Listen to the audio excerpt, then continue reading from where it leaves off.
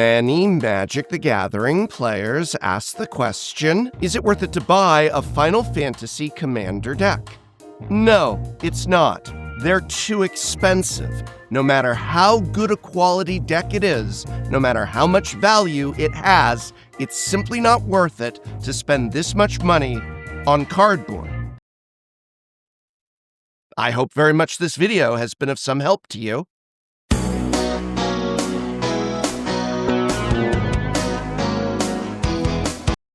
All right. They're actually pretty good, and there's value in them, and they're really expensive, though. All right, let's start this over. Magic the Gathering's first Universes Beyond set to enter Standard is also Magic the Gathering's fifth Universes Beyond property to receive a full 4 Commander precons following Warhammer 40k, Lord of the Rings, Doctor Who, and Fallout. As always, each precon is a fully playable, right out of the box, 100-card Commander deck. But unlike all past iterations, both Universes Beyond and Within, these Final Fantasy Commander precons carry a higher than ever price. So just how well do these Final Fantasy precons stack up against their predecessors? How many new Magic cards appear in each deck? What kind of value can you expect from your purchase? And most importantly, are these decks fun to play with? Do they play well against one another? And what about against your friends' already established Commander decks? All those questions and more are what's in store, so let's take a look. But first, it's an undisputed fact that knowing how to code will help your prospects in the job market. So why haven't you learned yet? Too hard? Too boring? But have you ever stopped to consider just how hard and boring learning things like Magic the Gathering can be? Or Final Fantasy? Or Pokemon? If you can memorize and understand all those rules systems, why do you still not know how to code? Well, that's because learning a game like Magic the Gathering inside and out is different than having to sit down and study. But not anymore, thanks to sponsor of this video, Boot.dev. Learn to code like you are learning a game with back-end web development from JavaScript to Python to Go. Boot.dev is an online, self-paced learning tool that feels like you're playing a captivating role-playing game. On Boot.dev, you'll level up, you'll earn achievements, you'll complete quests, all while writing a ton of code. And that's great because the only way to actually learn how to do something is by doing it. And that means getting your hands on the keys and shipping projects. But with Boot.dev, it's like you're playing a game, and that's such a more effective way to learn this stuff. But if you're ever struggling with a concept, the folks at Boot.dev have designed Boots, a powerful bear wizard. Actually, a bear wizard AI that's been trained in each lesson and can walk you through your issues. He doesn't just hand you the answers, though. He asks you guiding questions that will lead you to the right answer yourself. Like Socrates. Boot.dev has been a sponsor for a long time now, and I absolutely love working with them. That's because I genuinely believe this is one of the best ways for a person to learn how to code, and you're learning such a valuable skill. If you want to give it a try yourself, click the link in this video description box and use my code Tolarian to get 25% off of your first month or your first year, depending on which subscription you choose. Thank you, Boot.dev, for sponsoring this video. A Final Fantasy Commander deck contains the following.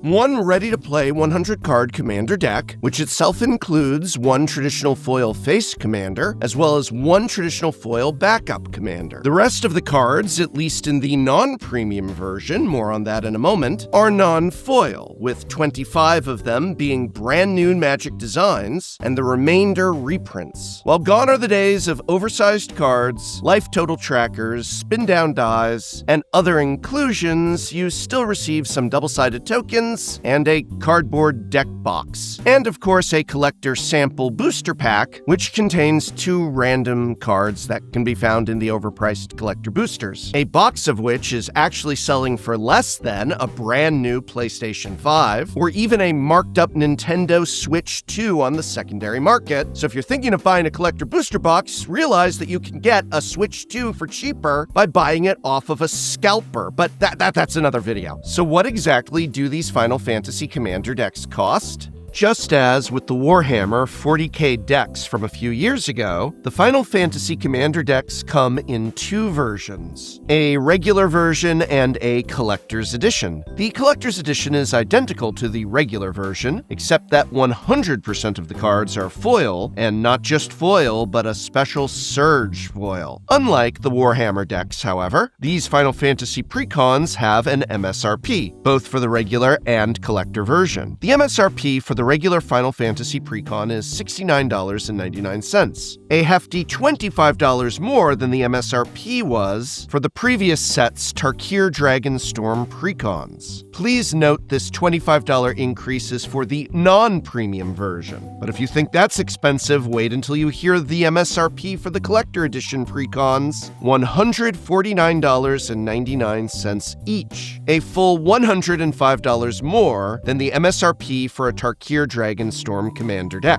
The silver lining here, of course, is that because of MSRP, you can expect a relatively stable and reasonable marketplace for these Final Fantasy precons. For example, if we look at Final Fantasy VI on the secondary market, we can see that this Commander deck is selling for $54.95, and that's actually below MSRP. What a good sign. Let's check the prices on the others, and oh no! $98.96 for Final Fantasy XIV, $100.94 for Final Fantasy X, $120.13 for Final Fantasy VII. These are the non-premium prices? Should I even look at what the collector's edition precons are going for? I mean, the MSRP is $149.99 on those, so it can't be that bad, can it? Spoilers, it can. The premium version of Final Fantasy VI is going for $252.92. The premium Final Fantasy VII is selling for $358.56. Final Fantasy X's premium version will cost you $337.01, and Final Fantasy XIV $367.94. Cool. You know, to go from complaining about markups on Tarkir Commander decks or other standard Commander decks to this is really weird, because that's like, hey, hang in there. You don't need to pay $60 for that. It's going to be $30 in a few weeks when the next set comes out, but these prices, this is something else entirely different. And yet it's the same because these are standard Commander decks. It's not like the Modern Horizons Commander decks. This is standard. It's Final Fantasy, but it's standard. It's not premium anymore. I mean, there are the premium decks with their outrageous prices, but it feels like there isn't premium and non-premium here. There's premium, and then there's ultra premium. When you look at these prices, what other conclusion can I draw? And what else can I say except don't pay markups? It's not worth it. You can't reward price gouging on the secondary market, etc., etc., etc. And yet, I don't know, it may not even be possible to buy these precons without markups. Maybe you should go to your big box stores. I don't want to say that, but what are you supposed to do? I don't have an answer for you here. These products are really, really expensive. More expensive than they should be. As I move into the financial overview section, don't let the numbers flashing on your screen make you forget how much money you're likely going to have to pay to get your hands on the decks that contain those numbers. And remember, the numbers I'm showing for the singles are reflective of pre-sale prices. We try and pull them as close to release as we can, but we need to get this video up the day these hit shelves, so we got to use pre-sale prices. They go down when the decks go live. So keep all that in mind, but with all that being said, what kind of value is included inside each of these precons? As of the filming of this video, if you were to buy all the singles from each precon at their lowest price, for Revival Trance, you would have to spend $94.22. For Limit Break, $143.12. For Counter Blitz, $138.29. And for Scions and Spellcraft, $118.42. So, relative to their MSRPs, all four of these decks contain a decent bit of value. But remember, they're not selling for MSRP, and if you're paying markups, you're not really getting any value. What happens if we eliminate all the bulk? What happens if we only look at the cheapest versions of every card worth $1 or more? Well, Final Fantasy VI Revival Trance contains 31 out of 100 singles that are worth $1 or more for a total of $70.49 in non-bulk. Only Celeste, Rune Knight, and an admittedly nice reprint of Reanimate are currently selling for more than $5 each. Do you really want to spend $100 for a commander deck whose highest card of value is a reprint of Reanimate, selling for $7 and change? I don't know, maybe you do. In terms of gameplay, Revival Trance is a Mardu graveyard value deck helmed by Terra, Herald of Hope. Terra is an incredibly similar card to the longtime Mardu favorite, Alessia, who smiles at death, right down to color identity, mana cost, and game plan. Just as would be the case with any deck helmed by Alessia, Revival Trance's goal is to fill your graveyard with low-power creatures to gradually bring back with Terra's ability. To that end, Terra's first ability goes a long way toward making this a viable strategy. Unlike Alessia, who does not help you set up your graveyard shenanigans, Terra's self-mill means she is both an engine and a payoff all in one. Revival Trance has a rather high curve, which is a real weakness to the deck. There are just not enough self-mill or discard outlets at the low end of the curve to reliably get this deck going on time. Also, many of the top-end cards do not fit with the deck's primary game plan, as they are not creatures with power 3 or less. So while Terra is a very powerful commander, the rest of the deck is not very successful at making her shine. I actually think that the deck's backup commander, Celeste Rune Knight, can serve as a better headliner for the deck, as it helps smooth out your clunkier draws and synergizes more directly with a lot of the higher mana value cards. But all in all, this is one of the weaker decks of the four from a gameplay perspective. Final Fantasy VII Limit Break has 39 cards worth more than $1, including an excellent reprint of Clever Concealment at nearly $11, and the deck's backup commander Tifa, Martial Artist, going for $10 in her own right. The total cost of the non-bulk of Limit Break is a stellar $122.23. But remember, the deck is currently costing you $120 on online marketplaces, so unless you're snagging it for MSRP, you're pretty much getting what the deck contains when you buy it. In terms of gameplay, Limit Break is a Naya equipment deck built around Cloud, ex-Soldier. Cloud is a 4/4 human soldier mercenary with haste for 2 generic and 1 of each Naya mana. When he enters, attach up to 1 target equipment you control to it. Whenever he attacks, draw a card for each equipped attacking creature you control. And then if Cloud has at least 7 power, make 2 treasures. With 16 equipment in the deck, you're very likely to have 1 in play the turn Cloud comes down to immediately equip to him. But only 4 of those equipment single-handedly buff Cloud to 7 power, so you'll need additional help if you want to get the 2 treasure tokens right away. On the whole, this is a very well-constructed deck.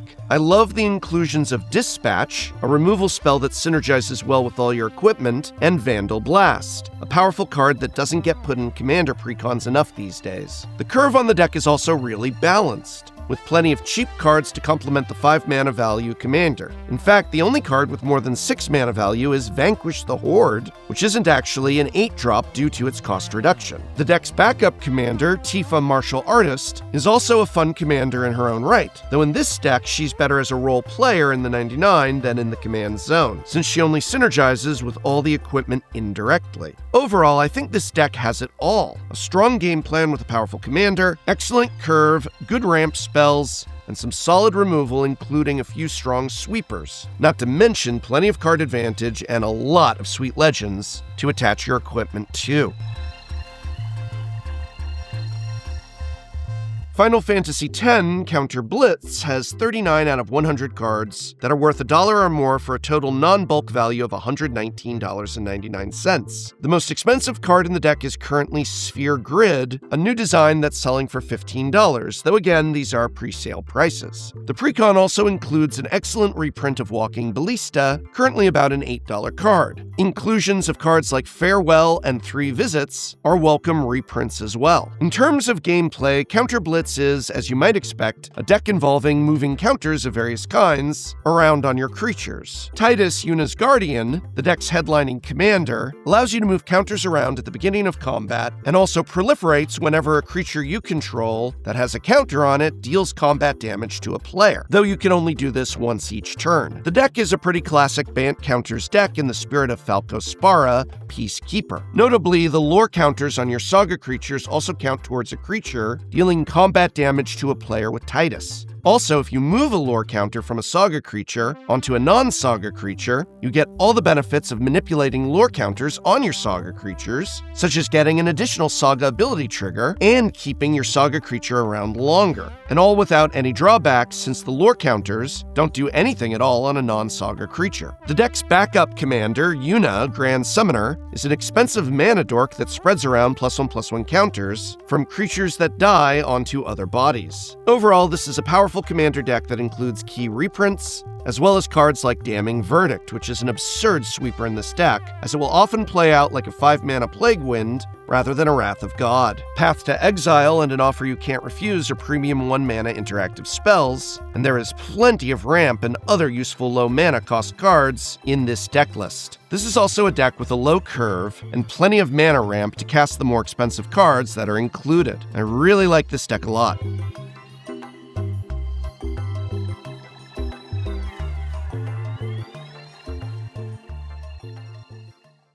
Final Fantasy XIV, Scions and Spellcraft, has 34 out of 100 cards worth at least $1, with the total non-bulk value hitting $95.43. The most expensive card currently is the new design Tataru Taru, which is going for $11. This is followed by Y'shtola, Knights Blessed at $8.66, and welcome reprints of both Snuff Out and Sunken Runes going for $6 and change. Again, I urge you when seeing these high values to consider just what you're paying for the deck if you're paying above MSRP, which you should not be doing. In terms of gameplay, Scions and Spellcraft is an Esper control deck headlined by Y'shtola, who at the beginning of each end step, if a player lost 4 or more life, allows you to draw a card. Also, whenever you cast a non-creature spell with mana value 3 or greater, Y'shtola will deal 2 damage to each opponent and you gain 2 life. It's very rare for a precon to be a full-on control deck, but with Scions and Spellcraft it is exactly that. The main way this deck wins is by slowly draining your opponents of their life with Y'shtola's ability and the ping ability of the 0/1 wizard tokens from this set while you cast non-creature spells that interact with the board or refill your hand with fresh cards. Because Y'shtola wants you to cast non-creature spells that cost 3 mana or more, most of the non-creature spells in this deck cost 3 mana or more. I know, huge shock, but that doesn't mean there aren't cheap cards in the deck, as there are 7 2-mana creatures, 2 of which come strapped with a 3-mana adventure spell. Control decks have their issues in Commander, but this deck does a great job giving the control deck a more proactive game plan than you might typically see in 1v1 formats. You are interacting with the board, yes, but you're also putting tokens and other creatures into play and working to end the game via damage rather than attrition. The backup commander is Graha Tia Scion Reborn, a 3-mana lifelinking 2/3 that creates big hero tokens when you cast non-creature spells. Honestly, I tested several games with this as the main commander rather than Y'shtola, and it worked out as a solid choice. The main downside to this deck is that there aren't many counter spells, which is a key component to successfully controlling the game in Commander. There are a couple, yes, the adventure mode on Hypnotic Sprite and Sublime Epiphany, but it would have been nice to see 1 or 2 more, such as one of the cancels with upside like Refute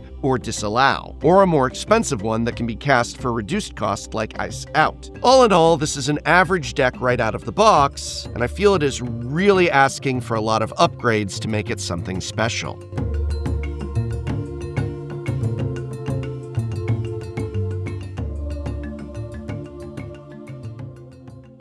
Let's strip away finances entirely for a moment and just talk in terms of deck construction, what you get out of the box. Which of these 4 decks do I feel is the best? Speaking strictly in terms of gameplay, my number 1 pick is Final Fantasy VII Limited Break. I actually would pick this up for both new and experienced players. It really is the precon that does it all. Fantastic design from top to bottom. Second pick is Final Fantasy X Counter Blitz. The deck makes for solid gameplay and can hold its own without any upgrades, but it also invites a powerful build for those looking to swap in some cards of their own. Final Fantasy XIV Scions and Spellcraft does need some upgrades out of the box, but once you've put in some better counter spells and such, this becomes a really awesome control precon. I don't want to diminish this deck too much by saying I'd start swapping in cards right away, because it's still a fantastic design, but yeah, it is so much less playable right out of the box than 7 and 10. My last pick, and contender for a different grade category, is Final Fantasy VI Revival Trace. There's just not enough self-mill or discard outlets as we discussed earlier. The deck ends up being sluggish, it doesn't get going on time, and the high end of the curve is very questionable at best. While many precons have their strengths and weaknesses, I actually feel this one of the four could have used another pass in design. So how do you grade a product that fundamentally, simply, regardless of value, regardless of construction, shouldn't cost this much? Well, I'm about to try. Final conclusion. The Final Fantasy Commander decks are too expensive, regardless of construction and regardless of value. The decks are well designed, with several great reprints, lots of exciting new designs, and with the exception of Revival Trace, all feature a great curve packed with high-impact low drops and sensible high drops. Were these sold at the regular MSRP that all standard Commander decks are sold at, the grade would be an A+, except for Revival Trace, which is perhaps a B+. But at this new, ridiculous MSRP, that grade goes down a full level across the board. And if you were buying these at the marked up prices shown at the start of this video, or God forbid higher, well, that's a C+. And that does include Revival Trance, because it's the only one of the four that is marked down, which does not speak well to the quality of that deck. As for the premium versions of these Commander decks, I'm not even bothering to grade them, and honestly, I was not even able to procure them. Suffice it to say, I am not a fan. The current market price for the Final Fantasy decks is exorbitantly expensive. There is no reason any of these decks should be going for over $100 each for their regular, non-premium versions. Yes, these are good decks, but they're really not that much different, not that much better than any other standard Commander precon that you could buy for a lot less money. If you are looking to pick up a brand new Commander precon for a lot less money, there are many, many available at or below MSRP. Check your local game store for these deals. And if you're purchasing online, you can stop off at www.cardkingdom.com/TCC to see my own curated list of Commander precons, accessories, or even just browse the many singles Card Kingdom has for sale. Card Kingdom, by the way, is a union shop, and so know that when you shop at Card Kingdom, your money is going to support a union store. One that not only sells online, but also has several brick-and-mortar locations to hold events and serve the needs of the Magic the Gathering community.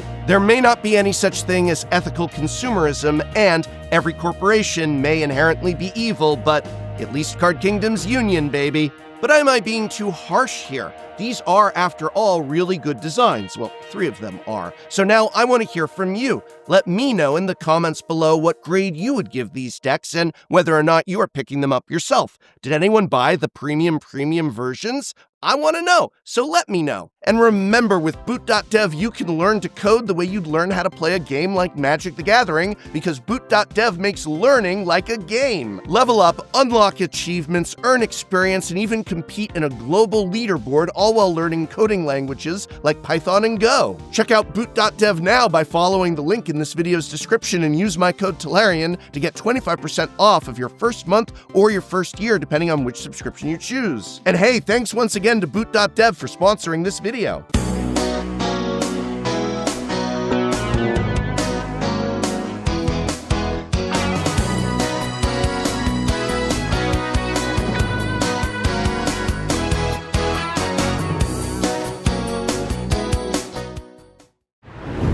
Next time on Shuffle Up and Play. Today, we don't have a theme. No theme? The theme is friendship. Yay! The Gathering. We're here to play a brand new, never before seen format called Commander. I'm going to be spicing up your life by making you make decisions. Wait, you just put those down without looking. There's no master plan. You're absolutely right. Oh, God. If you're a sucker. Does anyone else think this looks like a little bit like saffron olive? Has anyone said that before? Thank you. Thank you for the mommy. You guys are welcome. You're welcome. Hero of the table, the blue mage, I know. Did you just I just dropped a deuce. Yeah, sure did, buddy. If you drop that Grand Arbiter on turn 2 or whatever, I swear to God, I got madcap skills, yo. Yeah.